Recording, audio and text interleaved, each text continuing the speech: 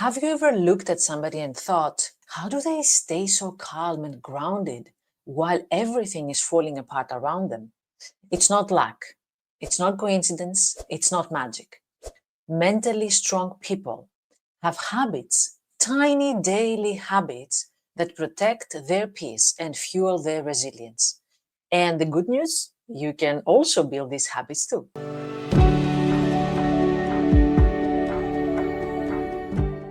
Hi, I'm Vassia. I'm a psychologist and the founder of Anti-Loneliness. And on this channel, we talk about what it really takes to be mentally strong without burning out, without needing to be perfect, because you're good enough as you are. And if you are a high achiever who is secretly exhausted, if you're productive but disconnected from joy, then you're absolutely in the right place. This is part 3 of the series, The Secret of Becoming Mentally Strong. In part 1, we talked about how mentally strong people manage their thoughts. In part 2, we explored emotional mastery. And today, we are diving into the daily habits that help you build mental strength, not just survive, but thrive. All right, I have 10 habits for you today. Take pen and paper, start writing, or you can view this video again and again so that you can really understand and grasp and take the habits that you want to start already today. Mentally strong people, what do? First one, they set boundaries and they stick to them. For example, mentally strong people, they don't say yes to everybody. They say yes to people, activities, tasks, commitments when they align with their energy and their values. They check with themselves first before they say yes. They check with their own emotional capacity before they support other people. It doesn't mean that they are not kind or caring, no, but they make sure they have a full tank before they give to others. They protect their time, their rest, their emotional bandwidth without feeling guilty, even if sometimes other people are disappointed. Habit number 2, they rest intentionally. Not just because they are burned out, they don't wait until they're burned out until they rest. They rest intentionally, proactively, mindfully. Rest for mentally strong people is not a reward. They don't have to earn it. They don't have to work really hard so that they can rest. It's a requirement in order to do all the rest. It's a requirement for them to be productive. It's a requirement for them to be loving and caring. It's a requirement for them in order to connect with people around them. They need rest in order to be the best self, their best self. So they don't wait until they collapse. They schedule downtime and they treat it as an essential maintenance, not laziness. They don't see it as laziness. Habit number 3, they reflect with gratitude, not rumination. Of course, mentally strong people worry about things. They look back on their mistakes. They do mistakes, of course. They fail, they have setbacks, but they look back on them and they reflect and they squeeze lessons learned out of them. And they feel also gratitude.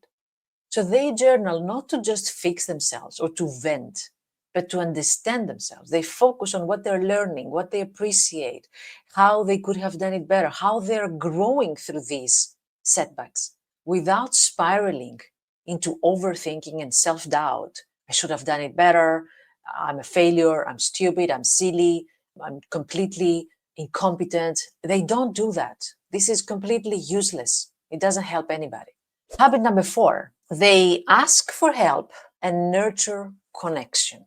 They know that life is not meant to be carried alone. Nobody can do that. They know that. They know that asking for help is not weakness. It's actually strength. Mentally strong people, they reach out, they open up, they allow safe relationships to support them. They give permission to other people to help them and they take the help, they receive the help without feeling guilty that they burden somebody. They don't see vulnerability as weakness, but as a doorway to healing and connection, real, authentic, equal connection. I give, I take, I receive. And we all do that. Habit number 5, they do things imperfectly. Yes, they're not perfect. And they get out of their comfort zone. They value progress over perfection. They don't just wait until the perfect moment. They don't wait until there's a risk-free environment until they step out and they try new things. No, they take daily risks. They invite discomfort. They practice tolerating failure. All these things, all these beautiful things that they want in their lives, all their dreams, they don't happen in safety. They happen in stretching, being in the stretch zone, not the comfort zone, not the stress zone, but the stretch zone. Habit number 6, they move their body and walk in nature. They use movement and time outdoors in order to regulate their nervous system. They know that walking, it's not just walking, it's a whole different chemistry inside them. Different hormones are circulating inside them when they walk. Different things are happening in their brain. One part of the brain stops oozing messages of threat because they just took a walk. Hormones such as cortisol, the stress hormone, adrenaline, all these, they're just lowering down, they're calming down. And hormones of happiness, endorphins, they're also being produced massively. So it's not just an exercise, it's not just a workout, it's not just a walk. It's a completely different game of healing and calming the nervous system. Habit number 7, they begin their day with intention. They don't just get out of bed rushing from one thing to another, thinking already about work, emails, reports, clients. They start from within, not from the environment, from whatever the environment throws at them. They start from within, not from their inbox. Even one mindful breath, even drinking their tea or their coffee while looking outside the window, having one clear intention for the day, like today I'm going to be focused. Today I'm going to be connecting with the people I love. Today I'm going to be kind. Today I will love myself. Even one loving affirmation in the morning sets the tone for a more grounded day. Habit number 8, they practice self-care even when they are busy. I hear people saying, I'm too busy this period. I don't have time to practice self-care. I don't have time to do therapy. This is exactly the time that you need to practice it most. The time that you're busy, the time that your body is actually pushing through. It's a lot. It's a lot of overwhelm for your body. Exactly that moment you need it most.